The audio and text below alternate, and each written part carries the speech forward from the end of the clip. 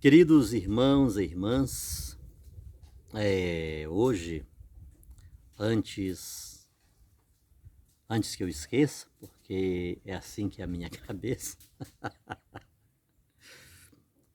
quero mandar um abraço robusto e, sobretudo, muito verdadeiro para a minha família, a família Albuquerque,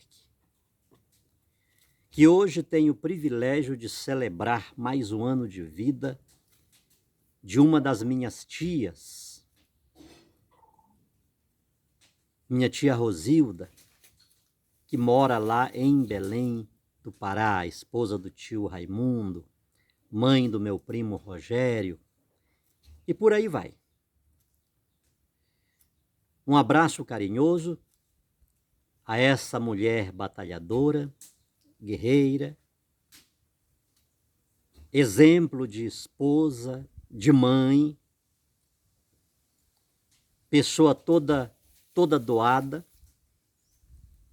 E eu só desejo que essa graça que recai sobre toda a minha família, através dessa minha tia, ela possa continuar sendo uma bênção especial, como essa minha tia tem sido uma bênção em nossa família. Um abraço, meu amor, do teu sobrinho, que mesmo distante, mas sempre pensa em ti, sempre pensa nesses nossos familiares tão distantes. Meu irmão amado, meu irmão querido, quando foi? Segunda ou terça-feira? Segunda-feira, Jesus recebeu um convite de um oficial romano para que ele fosse à sua casa curar um servo daquele oficial que estava doente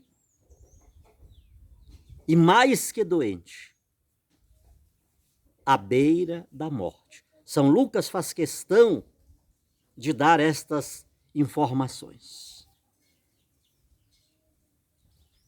Mas antes que Lucas dissesse que aquele servo daquele oficial estava doente, primeiro ele diz que aquele oficial estimava muito aquele servo.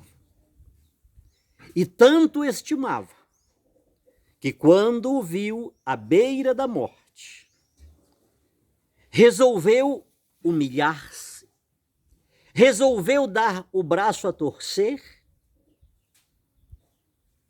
e pediu que alguns anciãos judeus fossem chamar Jesus, para que Jesus fosse à sua casa e curasse aquele seu servo, que lhe era muito estimado, que estava doente e estava à beira da morte. Sem dizer uma palavra, Jesus escuta aquelas palavras daqueles anciãos judeus e os acompanha na direção da casa daquele oficial romano. Ele não precisou chegar à casa, porque a meio caminho, já próximo da sua casa, o oficial manda outra delegação dizer: não sou digno que entres em minha casa. Basta que digas uma palavra. Um ímpio, um pagão, um incircunciso, ele creu tanto em Jesus dizendo: basta que digas uma palavra, porque eu não sou digno que entres da minha casa. Mas se disseres apenas uma palavra, o meu servo ficará curado. E assim foi, e assim aconteceu. Depois disso, Jesus viaja 50 quilômetros de Cafarnaum a Naim, subindo. Cafarnaum está do lado norte do Mar da Galileia. Jesus, ele sai de Cafarnaum, sentido sul, para ir a Naim. 50 quilômetros, subida, e logo na entrada da cidade. Ele lembra para todos os moradores de Naim, aqueles que estavam naquele cortejo fúnebre, o significado de Naim. Naim significa sossego, tranquilidade, calma. Quando Jesus diz para aquela mãe aflita, aquela mãe viúva, que agora perdera também o seu único filho e que estava a caminho do cemitério, Jesus faz lembrar a todos aqueles que estavam em volta o que significava Naim. Tranquilidade, sossego, paz, calma. Com certeza, Naim era um povoado, era uma aldeia boa de se viver, de se morar. E por esse motivo, Jesus diz para aquela mãe: não chores.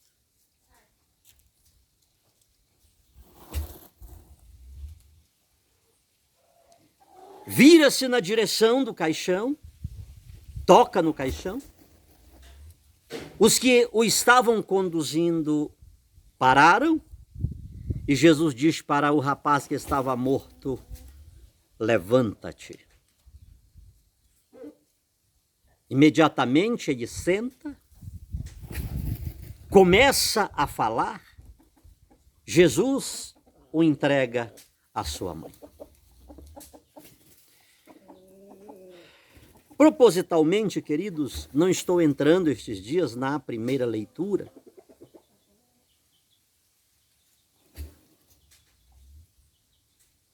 Mas é bom que delas se diga alguma coisa, sobretudo em relação ao que escutamos ontem, 1 Coríntios 13, do 1 ao 13, ainda que falhe a língua dos homens e a dos anjos, se não tiver a caridade, nada disso me aproveitará. Ou seja,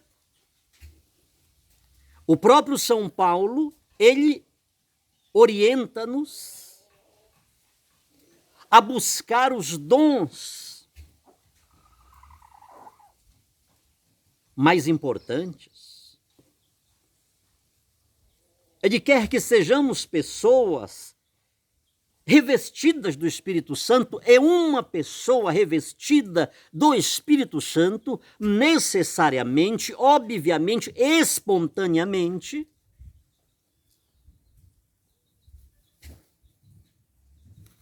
ela dá frutos, ela dá sinais, ela tem as credenciais de alguém que, de fato, foi revestida do Espírito Santo, como no linguajar coloquial dizemos, foi batizada com o Espírito Santo. Porque alguém que diz que foi batizada no Espírito Santo, ou pelo Espírito Santo, ou com o Espírito Santo, e não tem as credenciais do Espírito Santo, essa pessoa é cínica, é fútil, é banal, é uma pessoa cênica.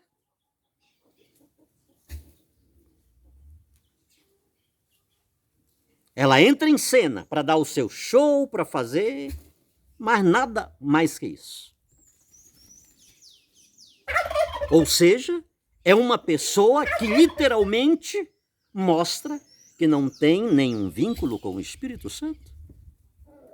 E quando São Paulo fala para nós sobre o ainda que fale língua dos homens e dos anjos, ainda que tenha fé ao ponto de transportar montanhas para o meio dos mares, mas se não tenho a caridade,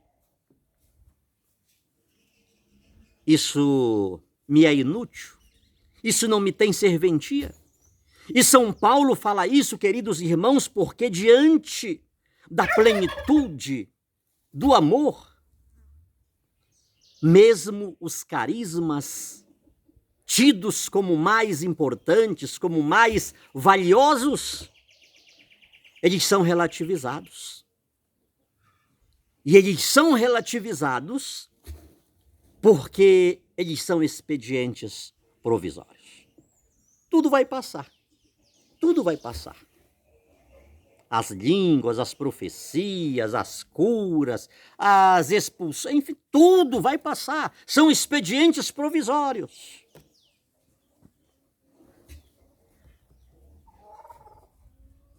Só vai permanecer o amor. Até porque Deus é o amor. São Paulo ensina-nos, orienta-nos a caminhar na direção dos dons mais valiosos. Mas não esqueçamos que esses dons, eles são dádivas de Deus. Nada temos que de Deus não tenhamos recebido, eis porque não devemos nos arrogar, empinar o queixo, o nariz, achar que somos melhor que os outros. Ah, eu tenho dom disto, eu tenho... O que é que tu tens que não tenhas recebido? Sobretudo neste particular. E para que são os dons, os carismas? Para o nosso proveito? Para construirmos os nossos impérios sobre aquilo que não é nosso, que Deus nos deu, para o serviço da comunidade, para o bem comum. Mas para que é? Para que muitas pessoas usam os carismas, os dons do Espírito Santo, se não para engrandecerem-se, para ensoberbecerem-se, para envaidecerem-se?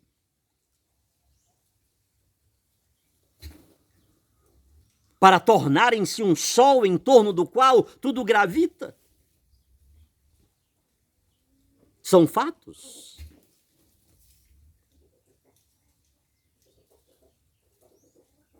Olhamos de um lado para o outro e vemos uma dezena de pessoas ricas, milionárias, porque construíram os seus impérios em cima dos dons do Espírito Santo. É uma multidão de miseráveis, sustentando e nutrindo uma dezena de pessoas que usam dons e carisma, e se fosse dons e carisma do Espírito Santo.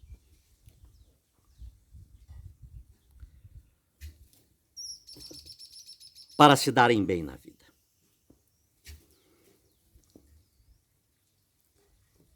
Segunda-feira, Jesus está indo na direção da casa de um pagão, de um oficial romano.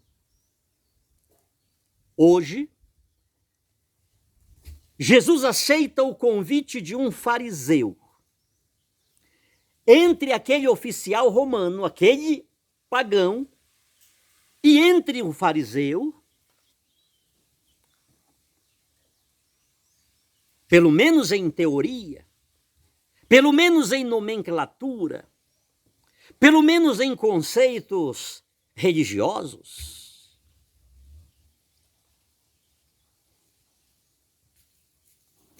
há uma diferença muito grande. Segunda-feira, Jesus chegando em Cafarnaum, Jesus dirige-se, atende um convite para ir à casa de um pagão, de um oficial romano. Hoje, Jesus está aceitando um convite para fazer uma refeição na casa de um fariseu, ou seja, de um homem religioso, de um homem separado, de um homem tido como aquele que fazia o querer e a vontade de Deus, de um homem que, por ontologia religiosa, ele conhecia as 603 leis judaicas. A metade proibição, a outra metade obrigação. Conhecia. Sabia tudo da lei, da Torá, dos profetas, enfim. Até porque esses textos que a gente lê hoje, alegoricamente, de forma superficial, eles decoravam, eles tinham aquilo decorados.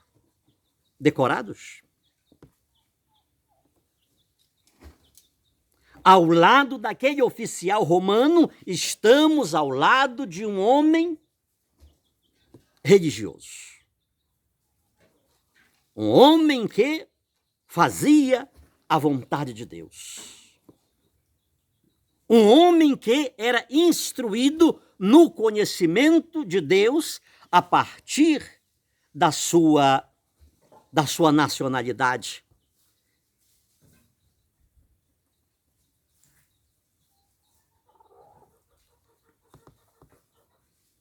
E é exatamente nesse horizonte, é exatamente nesse contexto que uma mulher conhecida na cidade como pecadora.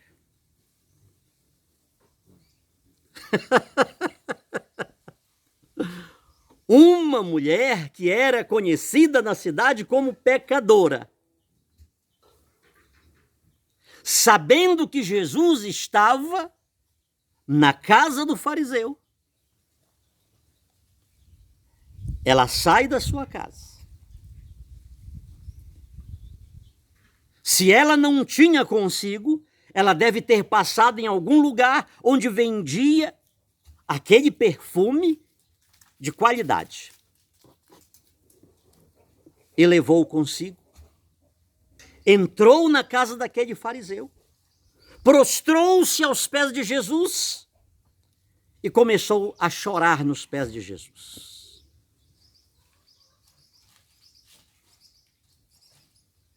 Ela aproveitou as lágrimas que caíam dos seus olhos para lavar os pés do mestre. Aqueles pés empoeirados.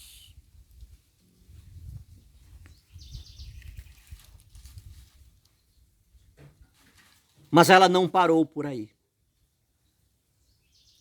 Ela pegou os seus cabelos e começou a limpar, a secar, a enxugar os pés de Jesus. E logo em seguida, ela pega aquele perfume de qualidade, joga nos pés de Jesus, unge-os com perfume e começa a beijar aqueles pés incontidamente.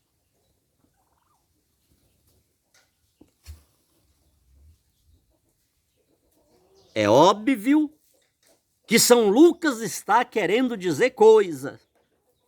E a gente não tem tempo para falar aqui. O homem santo, dono da casa, o anfitrião que convidou Jesus Cristo, quando ele viu aquela cena, de imediato ele disse: esse aí nunca foi, nem é profeta. Porque se fosse, ele saberia quem está aos seus pés. Quem está tocando nos seus pés. Quem está beijando os seus pés. Quem está untando os seus pés. E Jesus, que não tornou-se Deus após a ressurreição, mas era Deus em forma de servo.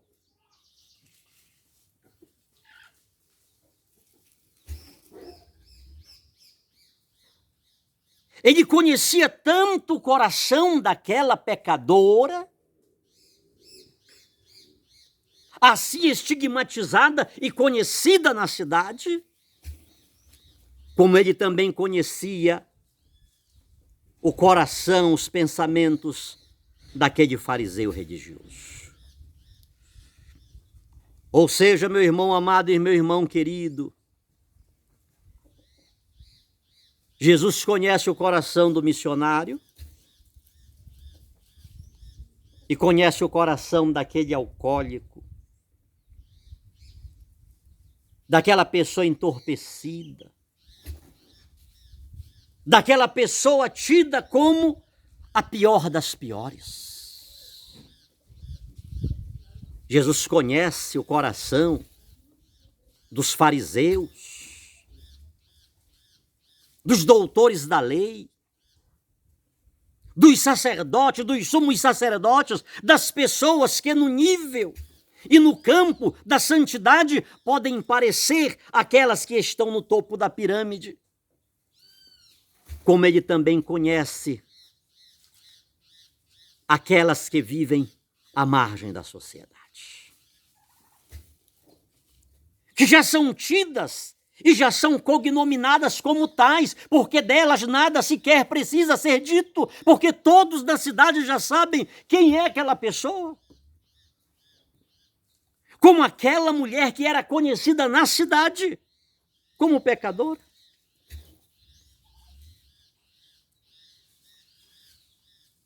Jesus conhece tanto estas pessoas que dispensam apresentações, como ele conhece aquelas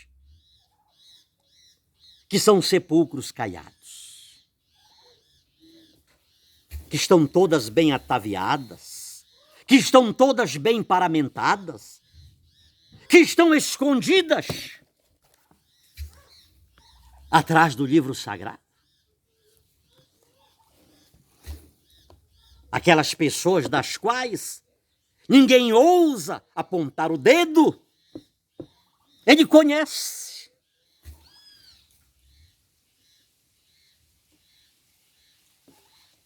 É nesse horizonte que Jesus conta aquela parábola, que um homem tinha 2 credores, um devia-lhe 10 reais, o outro devia 1.000, mas ambos não tinham como pagar-lhe a dívida.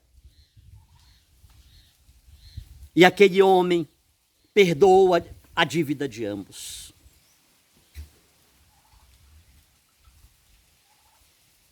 O que dizes? Quem foi mais perdoado?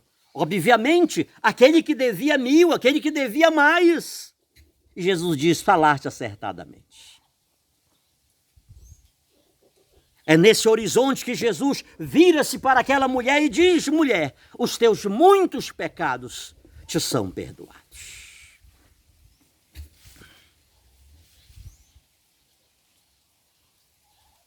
Os teus muitos pecados te são perdoados. Simão, Simão, eu entrei na tua casa e tu não me destes água para eu lavar meus pés. Esta pecadora, ela lava os meus pés com as suas lágrimas. Simão, Simão, tu não me saudastes com um ósculo santo? Aquele beijo que estava impingido na cordialidade, nas saudações. Tu não me destes um beijo de saudação. Era um beijo no rosto. Esta mulher, não sei quantos beijos ela já deu nos meus pés. Tu não me ungistes a cabeça com óleo. Ela ungiu meus pés com esse perfume que está tomando conta da casa toda. O recado está dado, meu irmão querido, meu irmão amado. O recado está dado. Que Deus nos abençoe, que Deus nos guarde. Jesus precisa vir à nossa casa hoje. Na nossa casa de pessoas que dizemos que o amamos, que cremos nele, que lemos a Bíblia, que oramos, que rezamos, que fazemos isto, aquilo e aquilo outro. Ele precisa vir à nossa casa. nem que seja para nos dizer: deixem de lado um pouco essa religiosidade. Deixem de lado um pouco essa falsa santidade, esse falso cristianismo. Olhem com mais atenção para os pecadores, para as pecadoras, que têm atitudes mais cristãs que vós, que dizeis ser tão religiosos. Queridos irmãos, queridas irmãs, quando estava lendo ontem a liturgia, a primeira leitura, ainda que falhe a língua dos homens e a dos anjos, se eu não tiver caridade, se eu não tiver amor, isso de nada me serve, de nada me adianta. Profetizar, falar línguas, expulsar demônios, curar doentes, transportar montanhas,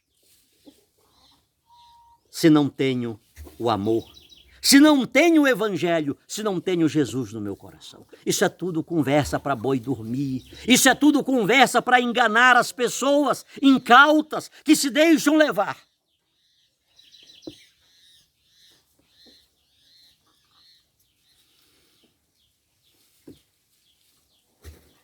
Um abraço. Convidemos Jesus para a nossa casa. Convidemos Jesus para a nossa casa. Nem que seja para Ele nos dizer: te ajeita, caboclo. Toma rumo, toma tenência. Para de te enganar. Para de te enganar. Deixa de ser hipócrita. Deixa de ser dissimulado. Sobre todos nós, hoje e sempre, a bênção desse Deus Todo-Poderoso que é Pai, Filho e Espírito Santo. Amém.